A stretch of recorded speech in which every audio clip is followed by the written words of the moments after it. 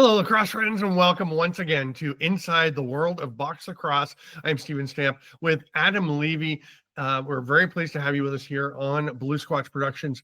And as we usually do, we're starting with a look back at the week that was, but it's pretty hard to avoid one big story. That, of course, is the Tyson Bell interaction with fans in Denver. It has kind of taken over, and right now, as we record, the league is investigating, concluding their investigation. They know what a serious incident it is. They have no further comment other than they are investigating. The Halifax Thunderbirds, reasonably so, have said they're gathering information. They're not ready to make a comment, but it's gotten out there. And Adam, you were pointing out, you've been tracking the visibility of this video of Tyson Bell punching one fan and hitting another in the face with his stick. And how's it doing?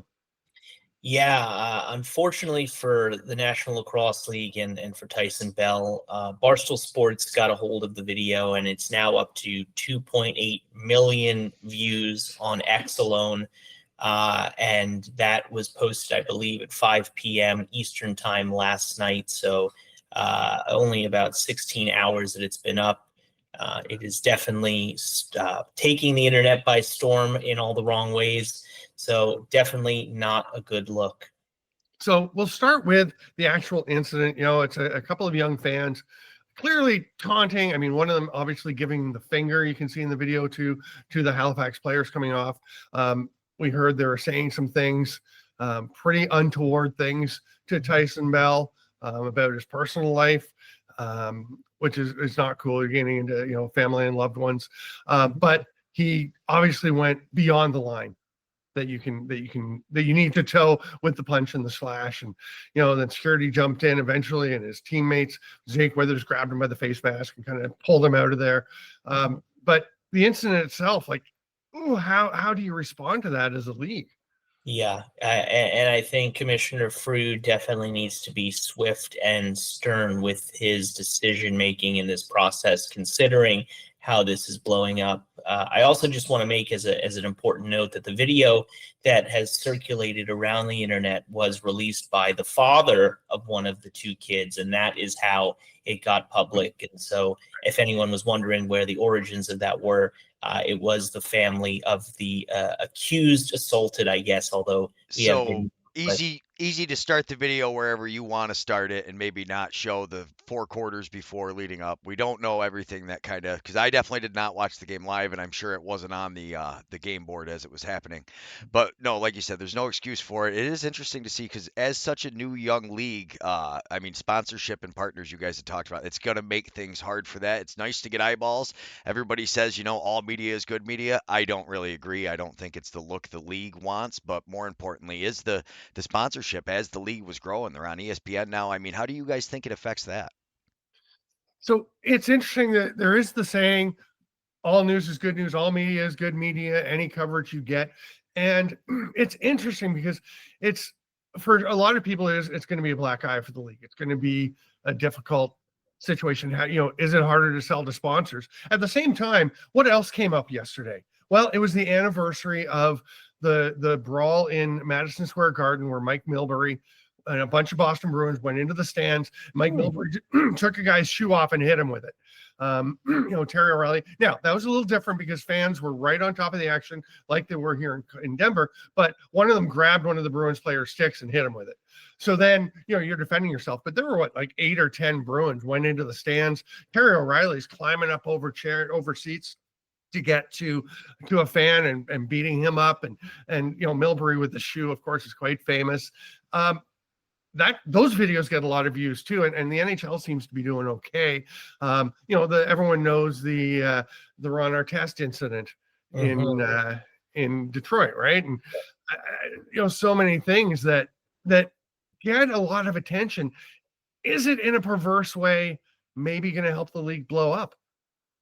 So I don't think so. I think that the thing that, and first of all, there was a very big culture change. I know from a basketball perspective, I was a huge fan at the time. I remember watching the Ron Artest incident live, and you know, I was very glad to hear, as I'm sure many were, that the fans were banned from that stadium, and I think all NBA arenas for life.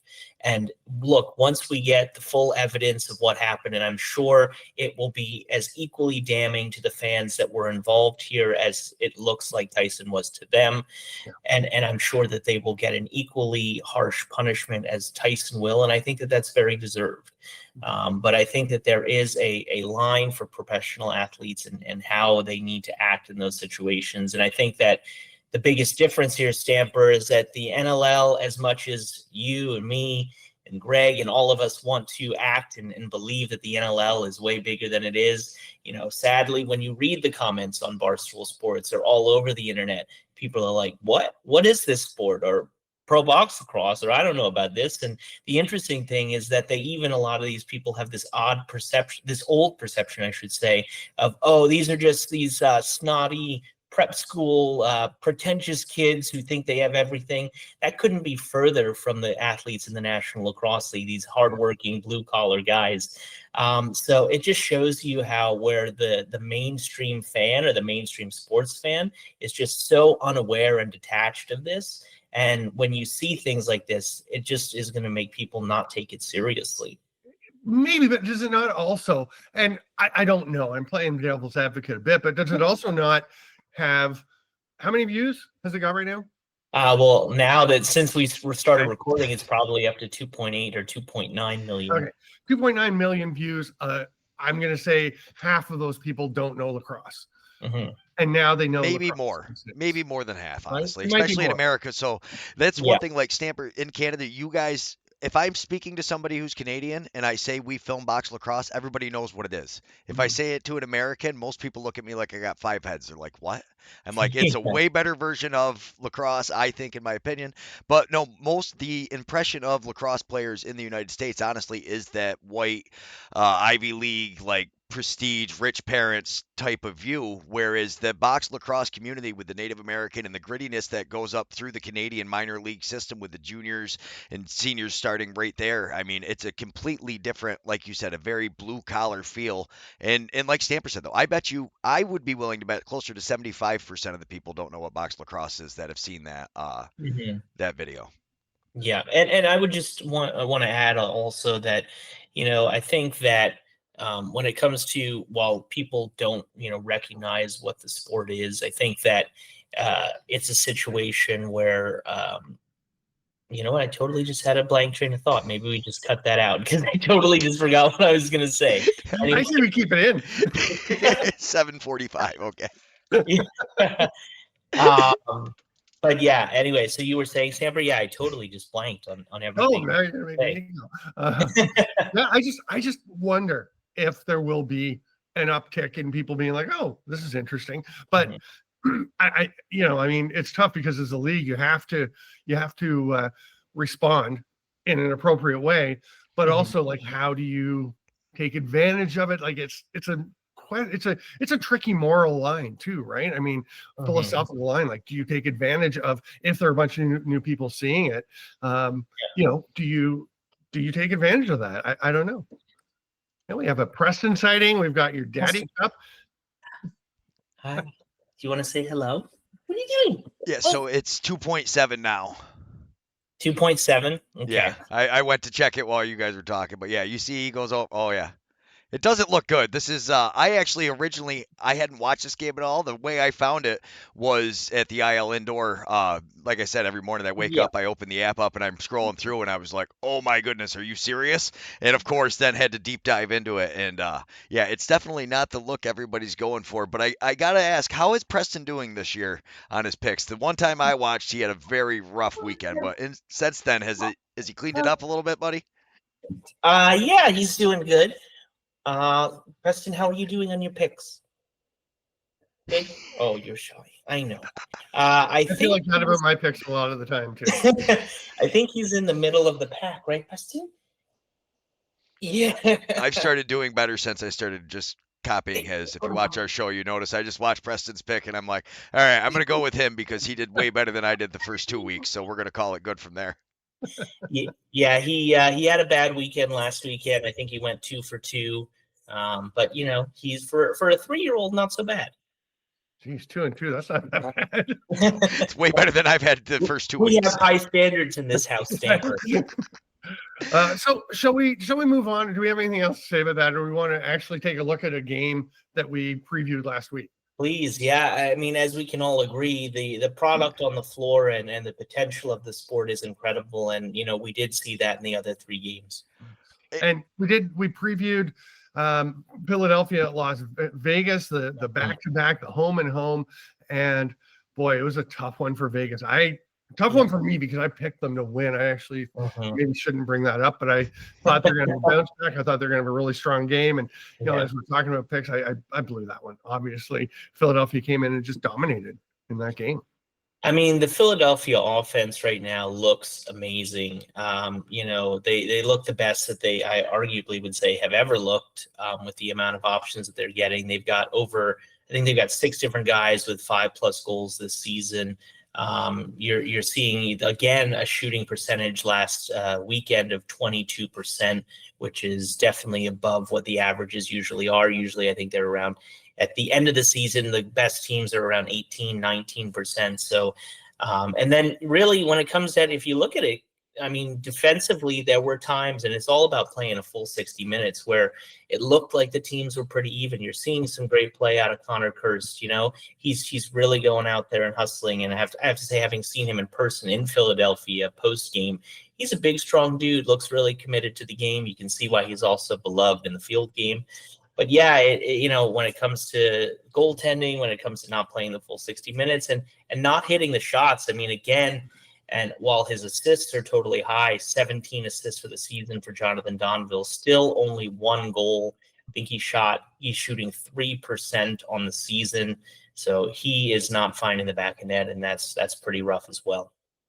And I mean, I'm a big Landon Kells believer and fan, but boy, he's had a rough couple of weeks. That's what I was going to ask. Do you guys think the Philly offense is that good? I mean, they had 18 or 15 goals against San Diego, or has it really been the goaltending? Because I'm not a huge Allegrieri fan. I think he's going to be a better goalie, but I think he's still not there yet. And then Kells, like you said, the last 2 weeks have been bad. So do you guys think Philly's going to be able to continue this momentum, or do you think it was a flash in the pan because they kind of, played a couple of weaker goalies at the beginning? It's in between. It's they're not going to score 15, 16 goals a game all season. Right. That's just not going to keep happening. And they were up against a team that's been at the bottom of the league and looks, certainly is again at this point. Against San Diego, again, Chris Origlieri did not have his best start. He's in the phase where he's got to adjust to the adjustments people have made. So they're not that good. They're not as good as they've looked. They're also better than they have been, I think. I mean, Mitch Jones is so good. Joe Rizzateris has been great. Again, he's not going to score 13 points every game. He did on the weekend, but he's a terrific player who obviously is playing well as he gets into the later stages of his career. And you've got some nice additions. We've talked about Sam Leclerc. They have a lot of good things going on that team, and they're going to be a tough offense to stop. Yeah, Phil Caputo as well. Throw him in there. You definitely have a lot of options. Brendan O'Neill, and I know we've talked about it, whether he has 1 move, 2 moves, whatever it is, the fact is that they're showing him attention, and he's a big, strong body who, even when he doesn't have the ball, is learning that he's got to be physical off ball, set big picks. And he was so much better this week. Like, he did so many more things.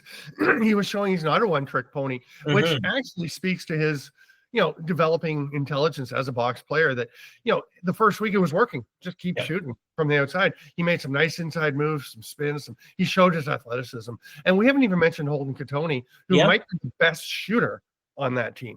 Yeah, I mean, really, they are looking really good. And I have to say, later today, so Tuesday, December 24th, I am actually speaking for the Lacrosse Matrix podcast, the latest episode with Tracy Koluski, the associate head coach / offensive wizard of that offense. So going to be interesting to talk with him about what's been going on. He obviously was with the Wings during their very first season. And interestingly enough, the only guy on that offense that's still around since that first season is Blaze Reardon. We haven't even mentioned Blaze Reardon as we talk about this offense. So, yeah, there's a lot going on. So I think we're probably reaching our time limit for the section. And we've got other stuff to get to. We are going to take a look at we've looked at what's going on in Halifax. We're going to do a preview this week, Vancouver at Calgary. the Del Bianco Bowl. I have Yeah. an interesting proposal, and we're going to take a look at our awards segment, which is a little different this week. So let's move on to that. I am Steven Stamp. He's Adam Levy, and this is Inside the World of Box Lacrosse. It wobble, and it will keep wobbling right after this. All right, welcome back to Inside the World of Box Lacrosse. We are looking at our previews and predictions and see if we can at least stay close to Preston's picks in our own predictions. I'm always curious to look back and see if Adam and Preston disagree on some of their picks, but we are going to start before we get there with a look at our feature game of the week, the Del Bianco Bowl in Calgary. It is the Vancouver Warriors, where it's been pretty clear Christian Del Bianco would like to go at the Calgary Roughnecks, who hold his rights and have him sitting on the holdout list right now. And my proposal for this game is we all want to see Christian Del Bianco playing, right?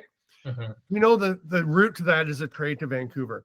I propose that we make it high stakes, and each team puts a trade offer on the table, and whichever team wins, their offer goes into effect. And I've worked out the offers. You want to hear what I think? Oh, please. Yeah. Okay.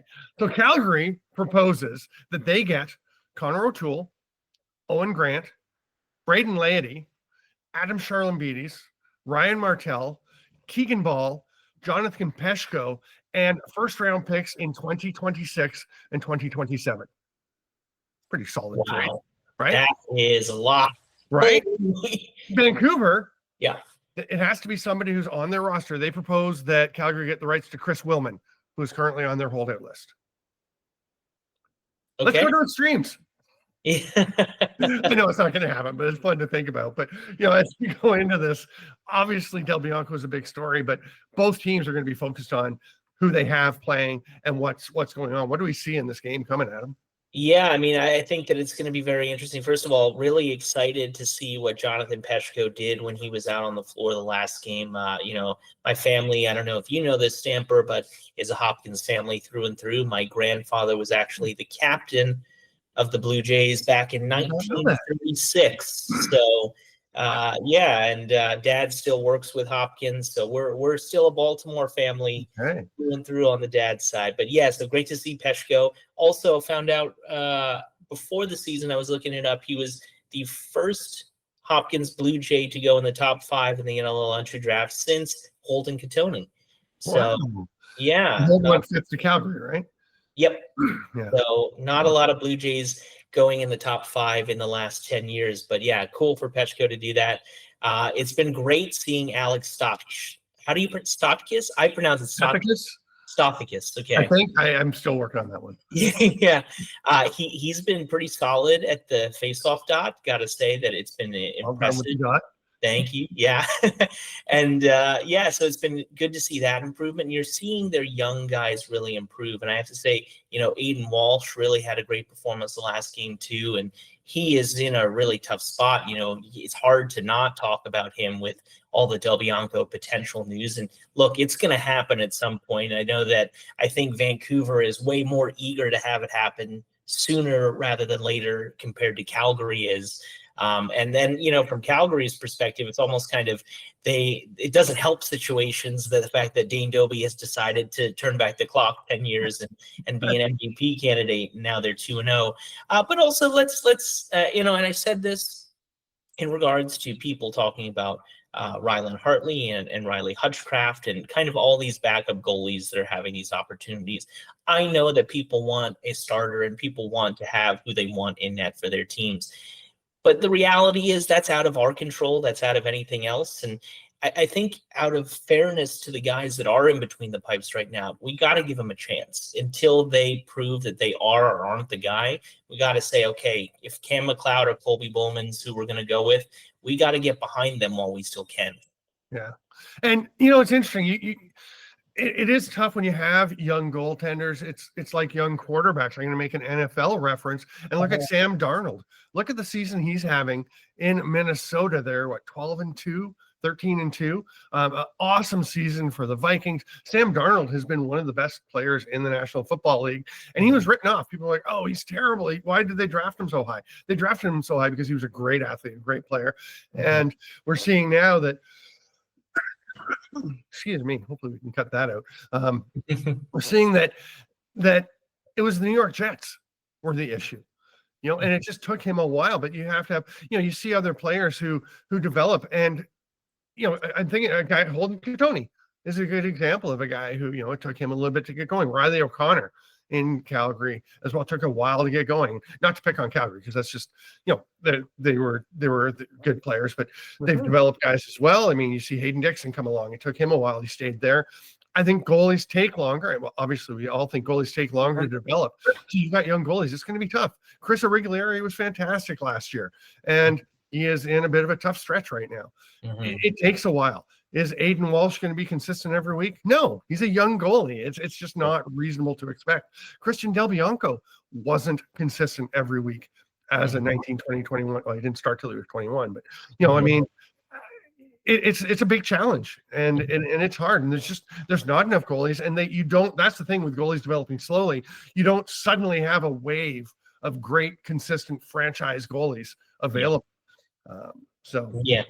No, I think you're totally right. And I think that, one of the things, and we did start to see it, just switching off to goalies for a sec for the Warriors, you look at a guy like Adam Charlambides and Keegan Ball. Keegan Ball had a slow couple games out the start there. He had a nice one the last time out. So I think it's going to be good. But yeah, you're totally right in the goaltending situation that, it does take time. There are not a lot of guys who are the elite people that we expect them to be right out of the start. But yeah, I think that it'll be a test for Calgary's goaltenders. And, I think it's great for all of them to be getting these reps now, because they are the guys. And, as I said earlier with Aiden Walsh and his, predicament, knowing that he's not going to be the guy for however long that is, I think he's playing loose. He's playing like, hey, I can, kind of go out there and feel like there's no pressure on me, because he kind of,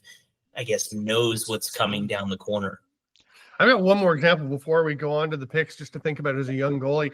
When Christian Del Bianco made his first start in the National Lacrosse League, it was because Frank Chiliano in Calgary had been suspended for an incident in a preseason game against Saskatchewan, right? They got a little tilly going, and Chiliano's out. Del Bianco starts and gets absolutely lit up. And then Zach Higgins, their third string goalie, was the backup for that game. He comes in, had an awesome game, and wound up actually, if you look at all the goalies, not just guys who played enough minutes to qualify for the title, but he had the best save percentage among all goalies who played in the NLL that year. Of course, he moved on and now is with Ottawa. He's bounced around a bit, but he also, the next day, after that game, he got on a red eye, flew back to Ontario, and the next night started for the Oshawa Outlaws in their season opener for the Arena Lacrosse League, and was fantastic. So, I don't know. That's just I think, an interesting story, because I remember being in Oshawa for that game and thinking, how are you doing this when you flew across the country? Yeah, hang on one second, guys. Those nuggets are amazing. We're at 8 minutes, so if you want to just do like another half a minute on this, and we'll make the picks a separate thing, and then we'll go from that. But yeah, because we're already at 8, it'll be 9 now by the time I'm done talking almost. Okay.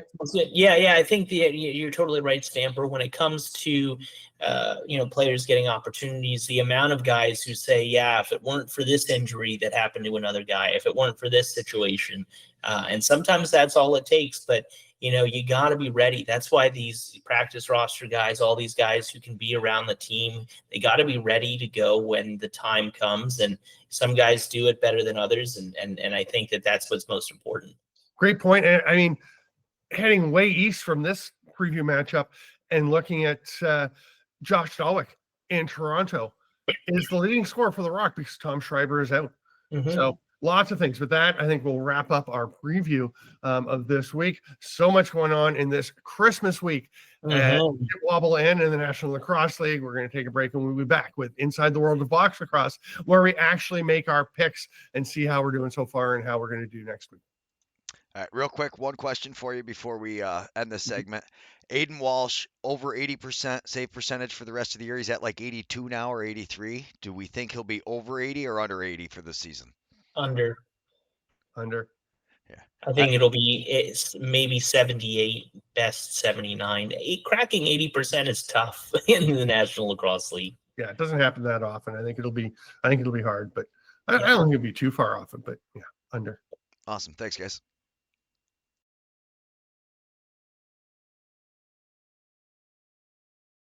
Hello, everyone. Welcome back. We are here for the predictions. Steven Stamp, Adam Levy here for ITWOBL. We are doing our predictions for Week 5 of the National Lacrosse League season. So, Stamper, it's a busy weekend around the National Lacrosse League. Feel a little bit bad for those players who have to cut their time with their families short, but let's get right into those picks. And see if we can keep up with Preston. He's doing pretty well. I know you said he had a rough week last week, but I think if you put up how we did, I feel like he may have matched us for that one. So let's start with this Albany at Halifax. A couple of teams might be a bit surprising for folks. Albany below 500 with those 2 overtime losses, and then Halifax at 0-3. I've got Albany. I just think they're due for a bounce back. I think they're a very good team, and I think they're going to come in really focused for this one. Yeah, and I think that we haven't heard any kind of movement on Cody Jamieson coming back, and obviously with the incident with Tyson Bell, obviously he will not be in the lineup. So missing those 2 guys again, Warren Hill not being the Warren Hill that he can be. Yeah, I'm going Albany for this one. Roll on to Rochester Buffalo, and you get to pick first. Yeah, I mean, I was in Rochester last weekend, and it was amazing to be in Blue Cross Arena for the very first time. That is a very tight-knit, emotional club, and the comeback that they almost had against the Rush was very impressive. But I think we can both agree that Buffalo is the top dog this year. They kind of look better than they've ever looked in terms of this potential three-peat run that they're on right now. So Buffalo for me. They certainly look healthier than they did at the beginning of last season, right? When they were struggling just to get enough defenders on the floor.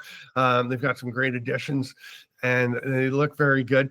It is difficult often for teams coming off a bye week. I think historically teams that played the week before tend to do better than teams that are coming off the bye week, and it makes me think, is Rochester due? But it's just hard to go against Buffalo. I'll go with the Bandits, but I reserve the right to say, no, look what I said, that Rochester had a good chance. Let me sway you to definitely choose the Bandits, something that I didn't mention either. It was banner-raising night in Buffalo, the environment in that arena, the emotion from the players. I think that there's no way that they lose because of that.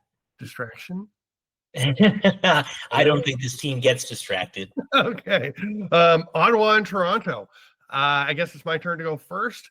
I think Ottawa's really good. I think Zach Higgins is due for a big bounce back. I think the Black Bears are a good club, but don't slide that over too much because I don't think Toronto's going to go 0-4 to start the season. I got to go with the Rock in this one. Yeah, well, interestingly enough, I'm wearing the old Riptide jersey. There you go. Not saying that that's necessarily my pick, but we'll see. We haven't gotten the injury report yet for the Toronto Rock. If obviously I think they don't have all of those guys again, I think it's Ottawa.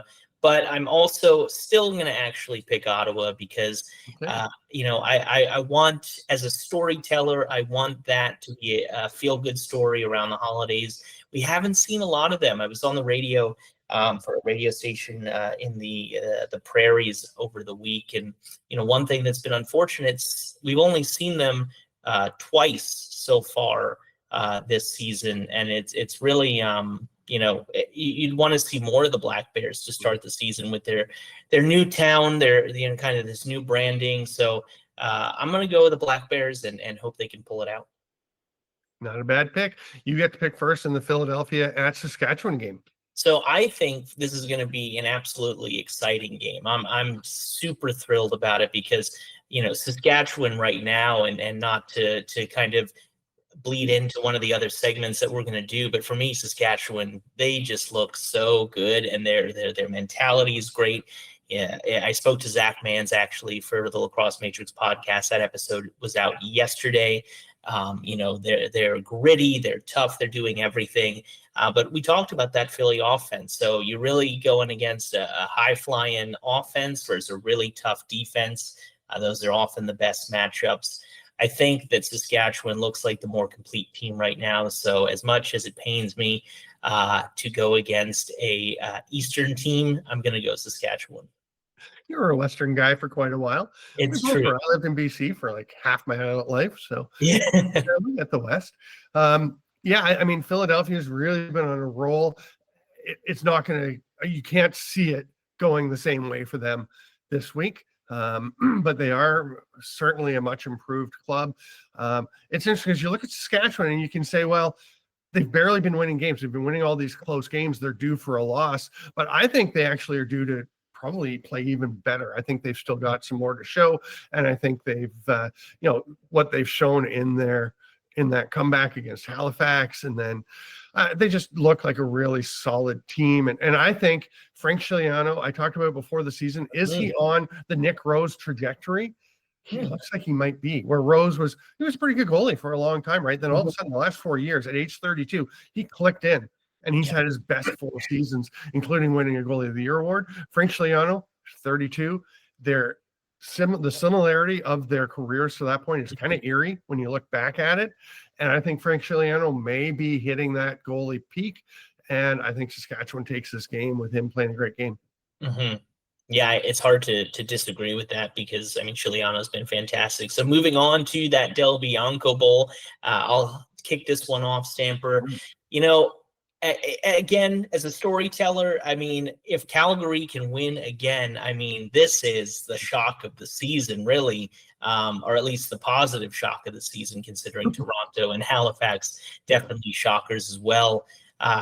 Does Dane Dobbie continue to do what he's been doing? I mean, it's hard to imagine that happens, but to the tweet that Curtis Dixon put out, a lot of people didn't have faith in Dane Dobbie and the Roughnecks, us included in our season previews and predictions. I'm going to go Vancouver with this one. You did mention spending a lot of time in Vancouver. I just have been really impressed with their performance. The last time they were out on the floor, there was a lot of improvements on the offense, at the face-off, in between the pipes. If they can keep rolling and look like they were towards the second half of last season, I think this could be a turning point for them. Mm-hmm. I used to live in North Vancouver. I had an apartment at one point just underneath the Second Arrows Bridge, so I was probably 15 minutes away from Pacific Coliseum, where Vancouver played for a while. So we've both got those roots on the coast. I think, Calgary, I mean, very impressive what they've been doing, and Cam McLeod deserves a lot of credit for the way that he has played for Calgary. I just feel like it's a bubble that's maybe about to burst. That it's hard to stay undefeated. I don't think everyone stays undefeated through the 3 or 4 unbeaten teams. I just don't see it happening because traditionally it's difficult for teams to just keep winning and winning and winning. And Vancouver, I think, like you said, they're due to have a better result. I think Vancouver takes this one. And just has to send Chris Willman over for Del Bianco and doesn't have to give up 8 of their best players plus 2 first-round picks in the loaded. Yeah, it's so interesting, and this is just kind of me, talking off the cuff, but I really do think that the sooner it is, Vancouver would definitely be more willing to give up more pieces, and if you're giving Kurt Malosky and that staff time to build with a core, the longer it goes on, then it gets more complicated into his process. And he does like to build teams, whether it's from the draft and otherwise. So, I think it would behoove both parties to get something done sooner rather than later. Let's make it happen. We move on. Final game of the week is on Sunday, and that is Georgia heading to Colorado. I guess I'm due to go first. And this, again, Colorado playing awfully well. They did have a bit of a let up after they got well ahead in that game against Halifax, and gave up 14 goals, which Pat Coyle is not going to love. But they scored 19. They look fantastic on offense. Will Malcolm has been outstanding. Eli McLaughlin is relishing being kind of a role player. Right? To get a natural hat trick at one point in the game. He loves it. He loves the way that offense is coming together. I think Colorado's been really good, but I just said, not everyone's going to stay undefeated through this week, but there's something happening in Georgia. Dobson's been good. Lyle Thompson's playing the best he has in a while, which is really saying something. Adam Wiedemann and that defense, they've been terrific. Kaysen Tarbell, maybe one of the most overlooked defenders in the league. I think Georgia takes it and rolls out to 4-0. Yeah, it's hard to disagree with you on that one, but I think that other than other than the Saskatchewan Wings game, I mean, this is the one that I have marked down that I just have to watch because I think it's going to be such an interesting battle. I think Colorado has looked improved this season. Obviously, again, when you're healthy, it sure does make a difference. But that offense is looking great. Dylan Ward looking much better. Yes, they did let up, and I'm sure that actually, even in a win, that those are the kinds of things that when you got a coach like Pat Coyle, a defensive-minded coach, where he's going to drill that in probably more than praising the offense. So I think it's going to be a low-scoring defensive battle. Brett Dobson, Dylan Ward, two solid defenses, and then two offenses. I think you were the one that mentioned that, or whether it was on the show or when we were texting, where, Lyle Thompson really looking like he's having is a 2018 year that he had, where he led the team in every category. Goals, points, and caused turnovers. Yeah. Goals, scoring, loose balls, and caused turnovers. Yeah, he looks like he's on that pace again to be near that. So he's looking phenomenal, which is awesome, and also the way he's scoring. So when it comes down to a pick, it's really a toss-up for me. As a storyteller, I'm gonna go Georgia. Okay. Because I do think that something's happening there. It seems like the pieces are coming together, kind of like Saskatchewan. They're finding ways where last year they couldn't pull out those tough, hard-fought wins. They're starting to do that, and I think that's a huge difference maker for them. And Brett Dobson has been really solid. Do we have time to take a quick peek at the making of the sausage, Craig? Okay, so I am curious, when you're waffling, I've kind of waffled some. Do you make your picks ahead of time, or do you finalize your picks when we're here on the show? I totally finalize my picks when I am on the show. Okay. I like to do it that way. Generally, when it comes to overthinking things a little bit, I start to get too in the weeds. I would say sometimes, but yeah. So I would say it's more of a instinctual thing. Okay. That's great to hear. I thought I was the only one who did that. I was so happy when you said that. I was expecting you both to be like, well, no, of course not. We looked through all this data and I'm looking at this and I'm looking at that. So to hear that just makes me feel that much better, because that's literally how I pick them every week on Yeti Talks. Is I'll watch everything, make my mind up, but for some reason when I'm staring at it, I get the feeling, and obviously my feeling doesn't work right because I'm 8-8, so I'm at 500. I wouldn't follow mine. Well, I would just add that, my entire life, and obviously I'm sure my wife would want it to be less time, but literally everything I do is looking through the data and the highlights and everything. So I think subconsciously I've done so much processing that, it's leading me towards a certain direction, but then, that final decision is definitely done on the spot. Yeah, I have a lot of mine picked before, just because I do look at like who's coming off a bye week, who's playing twice in a weekend, who's, how are the trends, who's due for a regression to the mean, and try and look at all the statistical stuff. But I probably make at least 2 or 3 of my picks at the moment as well, where I talk myself into something. And like you said, overthink and twist myself into knots, and then eventually realize I've got to make a pick. Yeah. If we were doing like Twitch streaming and stuff like that, we could probably have hour or 2-hour long shows of just talking out our process and going through the data and stuff like that. Not saying that, we shouldn't do that as an idea, but, it's an avenue we could get down at one point. But fascinating concept, but we are not doing that today. We're going to wrap up for Inside the World of Box Lacrosse. Thank you, Adam Levy. I'm Stephen Stamp. Greg Beecher, again, thanks for doing all the hard work on and putting everything together, making us look not too silly, and getting all the highlights and everything together. Really appreciate it. And we did not plan, by the way, to wear matching hoodies this week. It just worked out that way, but everyone's repping. I've got my Alice Rabeski Memorial mug that I'm drinking from. Adam's got his old Riptide jersey. We've got the Northeast Invitational hoodies. So lots going on this week in Inside the World of Box Lacrosse. Thanks for being with us. Happy holidays, Merry Christmas, whatever you celebrate, and thanks for being with us here on ITWOBL. Welcome back to Inside the World of Box Lacrosse. If you watched the other section and you thought, hey, they're wrapping up the show, no, that was just me losing track. We have one more section. We have our awards watch, our awards alert. And this week we're doing a little outside the box award. We're going to say among the teams that had the great starts, the 4 undefeated teams, who has had the best start and can carry it on for the rest of the season. And we're going to actually kind of eliminate Buffalo from the conversation. They're 2-0, but of course they're going to do well. Nobody's going to go undefeated. I don't think anybody's going 18-0, but Buffalo's going to be up there. They're obviously very good. But among the teams, Georgia Swarm 3-0, Saskatchewan Rush 3-0, Calgary Roughnecks 2-0. Who carries on the award? Who is the belle of the ball? I don't even know what to call the award. The will keep it going for the rest of the season award. Adam?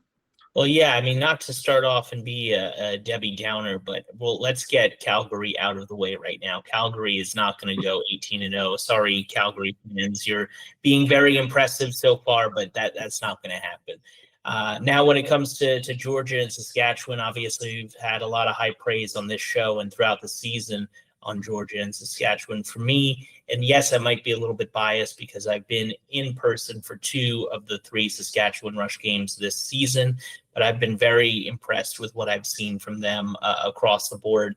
Like you were saying in the last segment, Chiliano has been really, really great. And is this the start of a period for him where he is playing his best lacrosse? He seems to be showing it right now.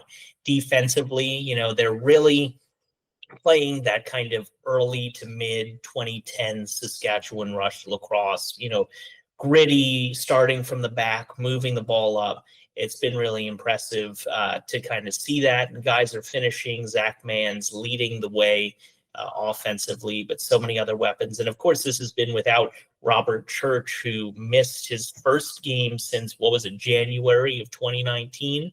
Yeah, he had 82 consecutive games he played, and they just step up with Austin Shanks, Brock Haley, Mike Trillo, and the rookie Josh Sawada making his NLL debut. The right side looked pretty solid, in good hands. Yeah, and those rookies, I actually wrote about them in my 3 up, 3 down, which was, you look at those guys between Levi Anderson and I haven't even mentioned Jake Naso, who's been very solid at the faceoff X. Really at every spot they've looked very impressive. Is it Naso or Naso? It's Naso, but you're doing so well with the dot instead of the X. Oh, did I say? I'm just disappointed in you. So yeah, he's been amazing at the faceoff dot, and it's been great to see that development. I just think that they're a complete team, and the fact that they're so young is kind of frightening for the rest of the National Lacrosse League. Yeah, I mean, Matt Accioni and Levi Anderson, also rookies, and is having 4 rookies playing big roles a recipe for success? Not usually, but I mean, you got to give them Zawada's not going to be playing all the time, I wouldn't think, with those righties when Robert Church comes back with the depth that they have. Anderson's going to do his thing. Naso plays such a big role for them getting that face-off spot, which again, there's no causation proven between winning face-offs and winning games, but it's certainly, you'd rather win a face-off than lose it, and late in a game it can make a big difference. Well, it is interesting though, because I forget if it was Ty Merrow or Graham Perrow. It's funny how their names rhyme, isn't it? That they did an analysis of face-offs, and yes, while for even 50% or 60% it didn't make a difference, it was once you got into that 80-90% win percentage where it did start to trend in a positive direction, that face-offs did matter. And I know, being in the post-game press conference with Rochester after that Saskatchewan Rock, Naso won 25 of 30 face-offs, and so much of the conversation was, man, if we only had a few more possessions, because yes, you're not going to convert every face-off win, but if you can convert, let's say of the 25, you score an extra 3 goals because you've got those possessions, that is a difference maker. So, but another point that I just wanted to make, kind of like, not every rookie is going to step up into that moment and really make it theirs, but I think that they have the rookies that are able to do that they are playing beyond their years. Levi Anderson, not only his physical size, but you can see he's mentally tuned in. Brock Haley, you had called him. I forget if he was your rookie of the year prediction. Dark horse, yeah. Yeah, and you're seeing him just really embrace that role. So I think that they've got the guys to do it. And also, you mention Shanks. I mean, he is really looking like a signing of the season. It's an amazing pickup for them. So it's really just been impressive to watch. They've got that other kid playing well. What's Mans? Zach Mans? Yeah. Wow. What a week he had. What a season this kid is having. He is looking fantastic. And I'll tell you, I heard somebody pointing out the trade where Saskatchewan sent Mark Matthews to Toronto, and people were like, holy cow, what are you doing? Well, it's worked out pretty well. They got Zach Mans, who's been fantastic. They got Adam Jay, who's part of that really solid defense. And I believe the draft pick they got, did they not use that for Levi Anderson? That I don't know offhand, but I might have, trust so your memory on that one. that's not a bad.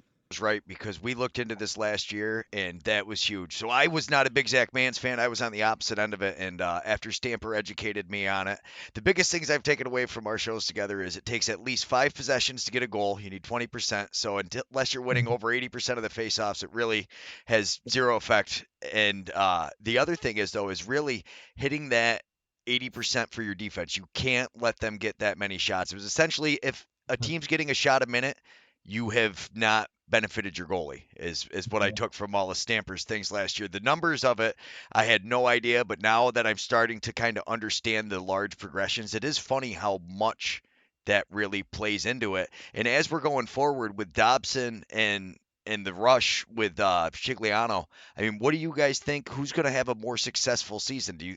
Which goaltender will stay hotter, I guess, is my main question with these two teams. I want to touch on something you said first quickly is the late, great Dave Huntley, one of the all-time great minds in lacrosse, and just one of the best people in the game of lacrosse. He used to say with the Philadelphia Wings, I remember a player from his one of his Wings teams saying, hey, Hunt said, look, the best goalies in the league maybe stop 80% of the shots. So if we get 100 shots in a game, we should score 20 goals or more. And they played like that, right? Like you had Ethan Iannucci and Jeff Snyder winning the draws and going, and it was a green light, and it was pretty fun to watch those Wings teams play. Didn't quite work out how they planned, but it was pretty fun. In terms of the goalies, I mean, like if you'd asked me before the season, okay, I guess I was on the Frankie train. I think Dobson's really good as well.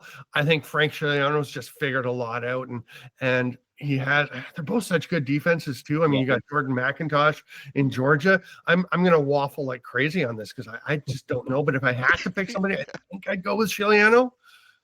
Yeah. I think I'd agree with that only because from at least what I'm seeing right now, I have a little bit more confidence in the consistency of the Saskatchewan Rush defense right now. Not a knock at all on Georgia's defense, but also want to go back to a point I think I mentioned a couple weeks ago where I had actually asked you, is this the year that Brett Dobson solidifies him as a top tier goaltender? Well, let's keep that train running, Brett, because I'm liking what I'm seeing. I always love when my questions / predictions or thoughts come to fruition. Questions are great, right? Preseason questions, because if it works out, you can say, see, it wasn't just a question. It was kind of a prediction. And if it doesn't work out, you can say, I was just asking. It was just yeah. It's the way to go. It's all a game of politics, this is. Yeah. I think, I mean, the thing is, Dobson is a very good goalie. He is, young, figuring it out, although he's getting in that young / veteran area. But the defense, I think I mentioned Jordan McIntosh is such a great leader there. Kaysen Tarbell, so underrated. You've got guys like, Brian Cole, who you think of because he scores so much. But he's a good, solid defensive player. You've got some guys who are really good there. Now they are going a little depth here. They have some players out with injury. They just put on the injured list. Jeff Henrik is out, and I think that's it. Okay.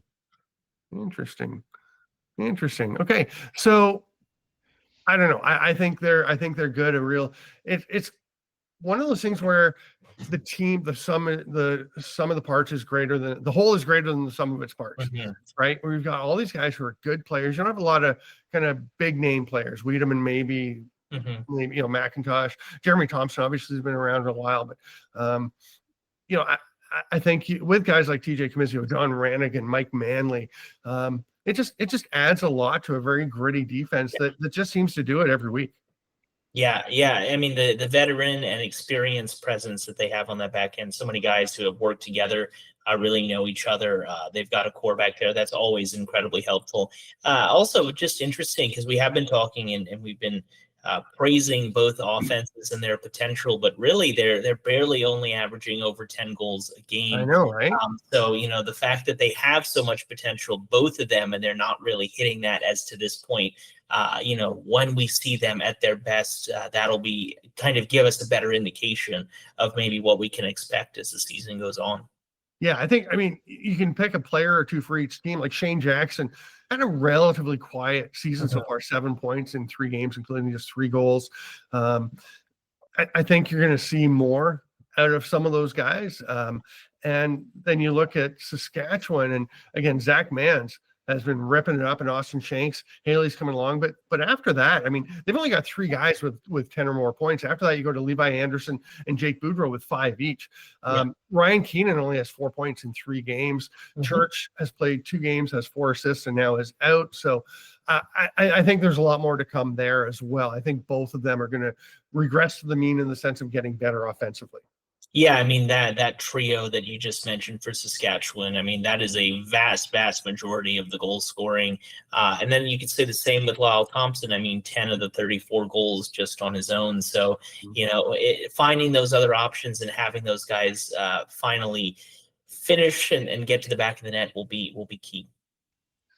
So I think we have landed on Saskatchewan as our award winner at the moment, our leader in the clubhouse for the unbeaten team at this point, who will be holding on to that the longest, other than Buffalo, of course, who we obviously all think is going to be pretty good. Just remember, though, as much time as we spend on the thruway, Mike Manley's the best player. He's a New York State trooper, so he watches the highway. So as much time as I spend on the thruway, Mike Manley, I think you're the best defensive player in the league. You're amazing. Just remember that.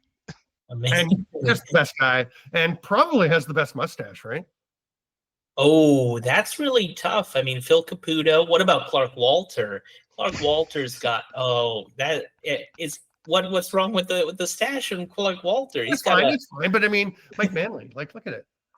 But I do have to ask, and I'm sure that the viewers would be interested to know, Stamper. We're saying, of course, without Buffalo, I don't want to be hyperbolic, but of course I have to ask, is there a realistic chance with the way that Buffalo is looking that they can either go undefeated or be very, very close? And we're looking at a 16-2 type season, 17-1, something like that. Are they that good this year? Maybe. They're very good. They're not going 18-0. I don't think they're going to have a night where, I mean, even Matt Vince, arguably the greatest of all time. I know Dallas Elliott and I know Bob, but he's right up there, right? He's going to have an off night for sure, and they're going to lose a game or two. I think they'll win a lot of games. I'd say they could be definitely in the neighborhood of 15, like Toronto had last year. Somebody's going to do it, right? Somebody's going to have a really good record. Yeah, I think that with the injuries that we're seeing in Toronto and the way that kind of things have unraveled there, Halifax, the way that Buffalo has looked, I think that I'm going to say, go out on a limb, that I would not be shocked if they get 16 wins this year. They really do look that good. We have 18. Yeah. No, I think if there was a team that was going to go 18-0 that I've seen during my time really covering the National Lacrosse League, I've never felt more confident in this year's Buffalo Bandits. So that's what I'll say about that.